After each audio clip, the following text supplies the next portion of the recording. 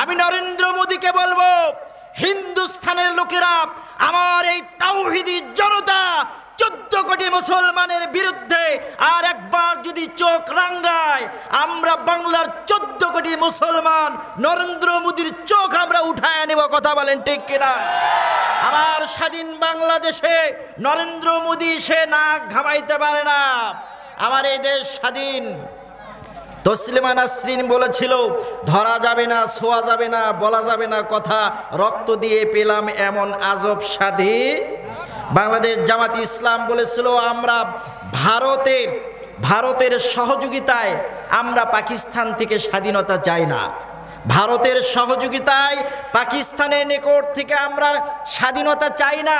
আমরা এমন স্বাধীনতা চাই না যেই স্বাধীনতার মধ্য দিয়ে বাংলাদেশ হবে ভারতের একটা রাজ্য। আপনারা আমরা তো কিছুই পারি না। আল্লাহর অর্ডার আসছে, ম্যাডাম বুবু শেখ হাসিনা বাংলাদেশ থেকে পালাইয়া ভারতে চলে গেছে। কতক্ষণ ঠিক কিনা?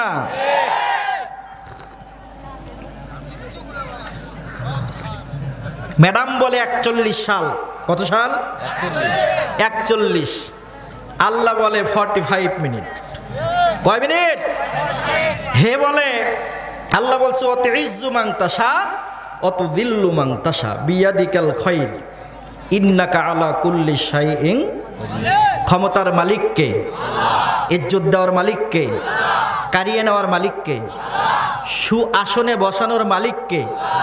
আর হে বলে, আমি 41 সাল পর্যন্ত আসছি, আল্লাহর কাছ থেকে নিয়ে আসছে, সময় নিয়ে আসছে। ওয়াকারুজ্জামান তার লালিত পালিত পুষ্যপুত্রের মতন, সে বলে ম্যাডাম 45 মিনিটও সময় নাই, রেডিমেডি হন, মেকআপ নাই, এক জামায় এক কাপড়ে ভারত পার। কথা কন ঠিক কিনা? এক জামায় এক কাপড়ে ভারত পার হয়ে গেছে। দেশটা দেউলিয়া বানাইছে রে প্রধানমন্ত্রী। কথা কন ঠিক কিনা? লুইটা পাইটা শোষণ করে খায়া চলে গেছে রে প্রধানমন্ত্রী। দেশটা দেউলিয়া বানাইছে রে প্রধানমন্ত্রী।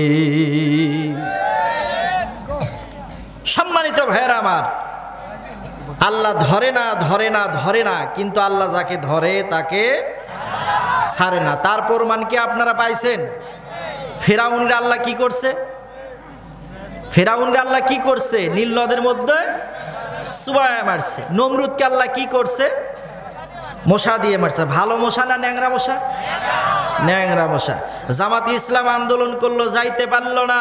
বিএনপি আন্দোলন করলো, যাইতে পারলো না। সব দল আন্দোলন করলো, যাইতে পারলো না। ছাত্র যাদের ভাড়া হাফ, ভাড়া হাফ, বুদ্ধি কেবল ছোট হাফ, এই ছাত্রদের ঝাঁকি সামলাতে পারে নাই। কথা বলেন ঠিক কিনা? এখন আবার ভারতে গিয়ে আমার দেশকে অস্থিতিশীল করতে যাচ্ছে, আমার দেশের প্রতি নরেন্দ্র মোদীকে লেলিয়ে দিচ্ছে। আমি নরেন্দ্র মোদীকে বলবো, হিন্দুস্তানের লোকেরা, আমার এই তাওহীদি জনতা 14 কোটি মুসলমানের বিরুদ্ধে আর একবার যদি চোখ রাঙ্গায়, আমরা বাংলার 14 কোটি মুসলমান নরেন্দ্র মোদীর চোখ আমরা উঠায় নেব। কথা বলেন ঠিক কিনা? আমার স্বাধীন বাংলাদেশে নরেন্দ্র মোদী সে নাক ঘামাইতে পারে না। আমার এই দেশ স্বাধীন। তসলিমা নাসরিন বলেছিল, ধরা যাবে না, ছোঁয়া যাবে না, বলা যাবে না কথা, রক্ত দিয়ে পেলাম এমন আজব স্বাধী। বাংলাদেশ জামাতি ইসলাম বলেছিল, আমরা ভারতের সহযোগিতায় আমরা পাকিস্তান থেকে স্বাধীনতা চাই না। ভারতের সহযোগিতায় পাকিস্তানের নিকট থেকে আমরা স্বাধীনতা চাই না। আমরা এমন স্বাধীনতা চাই না যেই স্বাধীনতার মধ্য দিয়ে বাংলাদেশ হবে ভারতের একটা রাজ্য। এইটা আমরা চাই না। আমরা স্বাধীন তো স্বাধীনই চাই। মোটামুটি 50 বৎসর পরে হলেও বাংলার মানুষ বুঝতে পারলো ভারত আমাদের কখনো বন্ধু হতে পারে না, পারে না, পারে না। কথা কোন ঠিক কিনা? এরা আমাদের শত্রু। এরা আমাদের বাংলাদেশের মানচিত্রকে বিকৃত করে, এদেশের মানচিত্রকে ছোট করে, এরা বর্ডার এলাকায় আমার বিজিবি ভাইদের রক্ত দিয়ে এরা গোসল করে। কথা বলেন ঠিক কিনা? আমি আমার বাংলাদেশের যিনি প্রধান উপদেষ্টা আছে ডক্টর ইউনূসকে বলতে চাই, 3টা কাজ করলে ভারত ঠান্ডা। কয়টা কাজ? 1 নম্বর, আমার সাথে একমত পোষণ করে ডক্টর এনায়েতুল্লাহ আব্বাসী হুজুর, উনিও বলেছিল 1 নম্বর লালমনিরহাটে এয়ারফোর্স একটা বিমান ঘাঁটি করতে হবে। সেখান থেকে আপনার এই যে 7 সিস্টার আছে করিডোর, মাত্র কয়েক মিনিটে 7টা রাজ্যকে বাংলাদেশ দখল করে নিতে পারবে। আমি শুনে, আপনারা শুনে খুশি হবেন, বাংলাদেশের বর্তমান প্রধান উপদেষ্টা ডক্টর ইউনূস সেই কাজটাই করেছে। লালমনিরহাটে বিমানবন্দরের আন্তর্জাতিক ফ্লাইট এবং যুদ্ধর ঘাঁটি বানানোর অর্ডার দিয়ে দিছে। আলহামদুলিল্লাহ বলেন। ভারতের ঘুম নাই, কি নাই। এবং 2 নম্বর, ভারতের সাথে সকল প্রকার আমদানি রপ্তানি বন্ধ করে দিতে হবে। আর 3, চীনের সাথে বিকল্প আমদানি রপ্তানি করতে হবে। তাহলে বাংলাদেশ ভারতের মুখাপেক্ষী না, বরঞ্চ ভারত বাংলাদেশের মুখাপেক্ষী।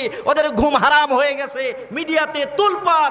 একজন ডক্টর এনায়েতুল্লাহ আব্বাসী পরিসংখ্যান দিয়েছে, আজকে ভারতের ঘুম নাই। জোরে বলেন সুবহানাল্লাহ।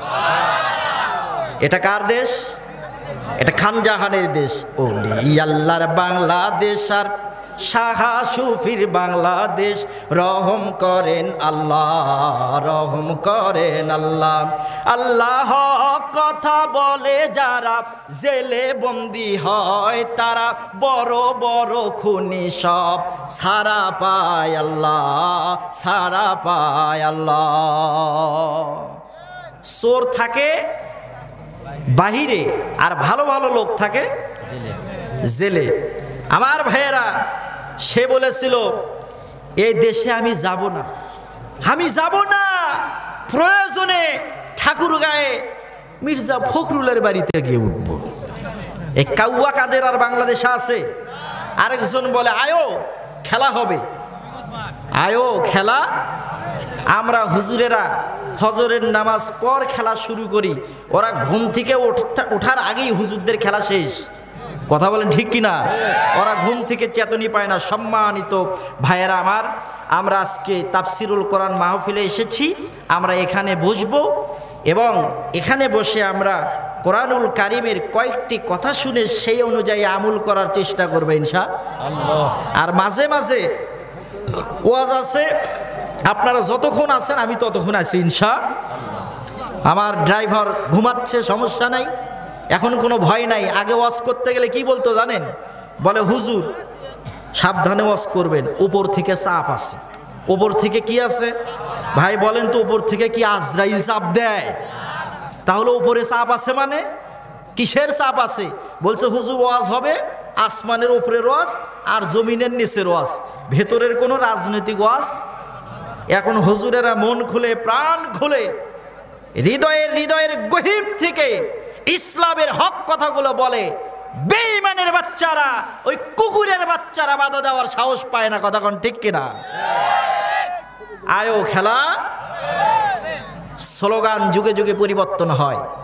বাংলাদেশে হুজুর দেখলে বলা হতো রাজাকার, মাথায় টুপি দেখলে বলা হতো রাজাকার। বাংলাদেশের 19 কোটি মুসলমান রাজাকার শব্দকে বরণ করে নিয়ে বলে আমি রাজাকার, আমি রাজাকার। রাজাকার পরিচয় দিতে ঢাকা বিশ্ববিদ্যালয়ের শিক্ষক শিক্ষয়িত্রী কেউ এই শব্দটাকে বরণ করে নিতে আর লজ্জাবোধ করে না। সবাই সুউচ্চে কণ্ঠটাকে উঁচু করে দিয়ে মিডিয়ার সামনে তামাম পৃথিবীকে জানায় দেয় কে রাজাকার, কে রাজাকার, আমি রাজাকার, আমি রাজাকার। যেই রাজাকার বলে সাইদিকে ফাঁসির দড়িতে ঝুলালো, সেই রাজাকার বলে বাংলার জমিনের দাওয়াল ছেলেরা ধন্য হলো। কথা বলেন ঠিক কিনা? কি শুনবেন? সম্মানিত ভাইয়েরা আমার, আলোচনা পেশ করছেন মাওলানা মামুনুর রশিদ সিদ্দিকী, কেন্দ্রীয় যুগ্ম মহাসচিব, বাংলাদেশ ইসলামিক মিডিয়া কল্যাণ পরিষদ। হুজুরের মোবাইল নাম্বার 01712 773951।